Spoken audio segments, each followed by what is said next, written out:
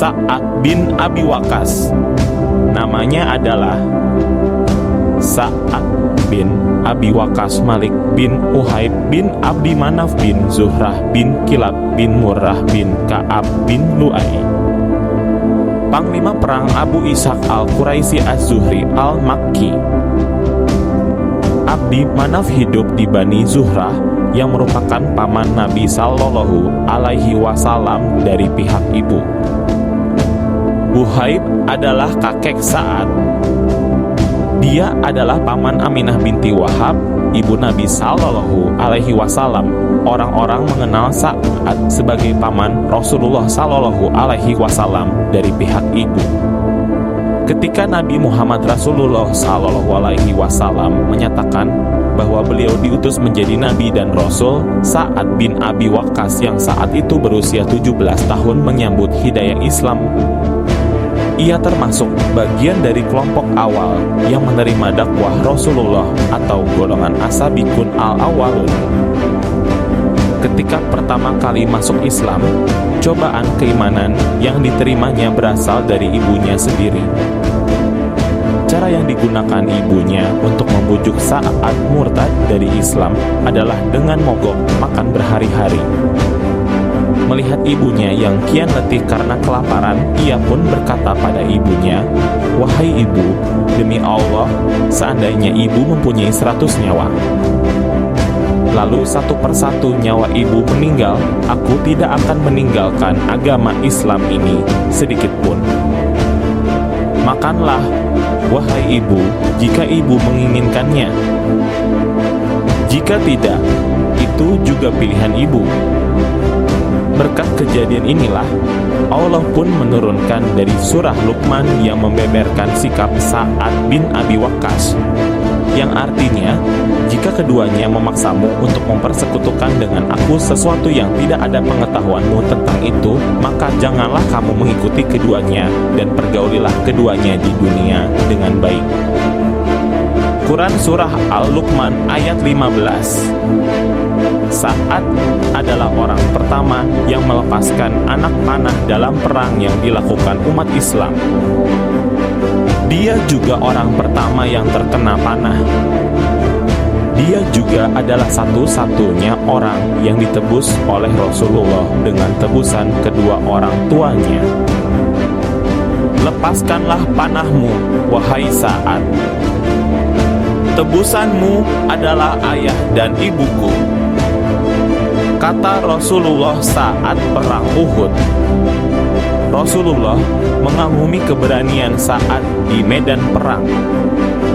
Dia selalu berdoa untuk Sa'ad, "Ya Allah, tepatkanlah lemparan panahnya dan kabulkanlah doanya." Doa Rasulullah untuk Sa'ad. Sejak saat itu, anak panah Sa'ad selalu tepat sasaran mengenai musuh. Begitu pula dengan doa Sa'ad yang selalu dikabulkan Allah Subhanahu wa Ta'ala. Sa'ad juga adalah orang ketiga yang memeluk Islam. Sebagaimana Sa'ad bin Abi Waqqas mengenalkan dirinya dengan berkata, "Aku adalah orang ketiga yang memeluk Islam dan orang pertama yang melepaskan anak panah di jalan Allah Subhanahu wa Ta'ala." Saat perang Qadisiyah, pemimpin dalam perang Qadisiyah adalah Sa'ad bin Abi Waqqas dari pihak Islam dan Rostam Farrokhzad dari Kekaisaran Sasaniyah. Sebelum pasukan Islam berangkat ke Persia, Khalifah Umar menulis surat perintah kepada panglima militernya, Sa'ad bin Abi Waqqas, untuk menyiapkan pasukannya. Sa'ad bin Abi Waqqas pun bergegas menghimpun pasukannya dan bergerak menuju Persia tahun 636. Keberangkatan mereka ternyata terdengar oleh Raja Yezdegerd III. Raja Yezdegerd kemudian memerintahkan panglima militernya, Rostum Farrokhzad, beserta pasukannya untuk menghadang pasukan Islam. Sesampainya di Persia, tepatnya di daerah Qadisiyah, 36.000 pasukan Islam mendirikan perkemahan. Begitu pula dengan pasukan Sasaniyah di bawah pimpinan Jenderal Rostum yang berjumlah antara 120.000 pasukan. Lengkap dengan pasukan gajah. Di hari pertama dan kedua pertempuran, pasukan Islam mengalami kekalahan karena tentaranya lebih sedikit dan pasukan Persia juga dibantu dengan gajah. Pada hari ketiga, pasukan Islam di Qadisiyah mendapatkan tambahan pasukan Islam yang selesai bertugas dari Perang Yarmouk di Suriah di bawah pimpinan Panglima Militer Khalid bin Walid. Lalu, pada hari keempat pertempuran muncul badai pasir yang mengarah ke perkemahan pasukan Persia. Situasi ini dimanfaatkan oleh pasukan Islam untuk menggempur pertahanan Persia dengan menghujani anak panah. Saat itulah pasukan Persia mulai melemah dan melarikan diri. Terlebih lagi, pemimpin mereka, Rostum Farrokhzad, meninggal dengan sebab yang kurang jelas. Peran Sa'ad bin Abi Waqqas dalam Perang Qadisiyah adalah sebagai panglima perang yang mengantarkan kemenangan kaum Islam melawan bangsa Persia.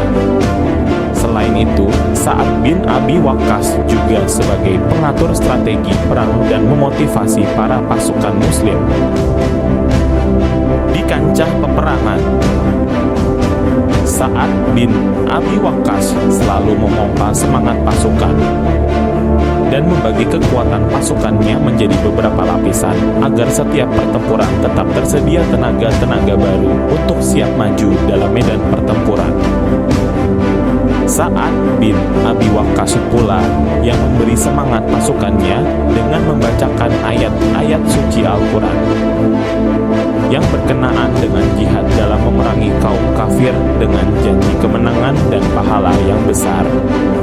Dan Allah Subhanahu wa Ta'ala pasti akan menolong orang-orang yang berjihad di jalannya dengan niat yang lurus dan ikhlas sehingga bisa mengantarkan Muslim pada kemenangan. Kemenangan dalam Perang Qadisiyah sangat berarti bagi pasukan Islam karena berhasil meluaskan wilayahnya di tanah Persia. Selain perluasan wilayah, kekhalifahan Rashidun juga memanfaatkannya untuk menyebarkan agama Islam dan budaya Islam di Persia. Kemenangan kaum muslimin tidak lepas dari kehebatan pemimpin mereka, sang pemilik anak panah yang selalu mengenai sasaran dan pemilik lemparan yang tepat. Sa'ad bin Abi Waqqas. Adapun doa yang selalu dikabulkan merupakan senjata kedua yang dipergunakan oleh Sa'ad dalam berperang melawan musuh-musuh Allah. Pintu-pintu langit selalu terbuka untuk menyambut setiap doa yang dipanjatkan Sa'ad bin Abi Waqqas. Ketika Sa'ad sakit keras hingga hampir saja dia wafat, dia pun berdoa kepada Allah, "Ya Allah, sesungguhnya aku mempunyai beberapa orang anak yang masih kecil-kecil. Maka tangguhkanlah kematianku hingga mereka balik atau dewasa." Allah pun menangguhkan kematian Sa'ad 20 tahun kemudian hingga semua anaknya dewasa. Setelah wafatnya Rasulullah Shallallahu Alaihi Wasallam, Abu Bakar, Umar, Utsman, dan Ali tidak banyak kebaikan dunia yang masih tersisa. Sebagian kaum muslimin saling berseteru dengan sebagian yang lainnya. Adapun Sa'ad berusaha menjauhkan diri dari fitnah atau kerusuhan tersebut, dia juga tidak turut berperang dalam kubu Ali ataupun Muawiyah. Akan tetapi, dia lebih memilih untuk tinggal di Madinah yang berada jauh dari tempat terjadinya kerusuhan tersebut. Dia menjadi wali atau gubernur di sana. Ketika hari kematiannya datang, dia sempat berkata, "Aku mempunyai sebuah jubah yang terbuat dari bulu." Ketika menghadapi pasukan kaum musyrikin pada peperangan Badar, aku mengenakan jubah tersebut. Sesungguhnya aku ingin bertemu Allah dengan menggunakan jubah tersebut. Karenanya, kafanilah aku dengan jubah itu bila aku meninggal. Pada pagi hari di tahun ke-55 Hijriyah, Sa'ad bin Abi Waqqas meninggal dunia. Mereka memakamkannya di Baqi, di samping kuburan para sahabat Nabi Shallallahu Alaihi Wasallam.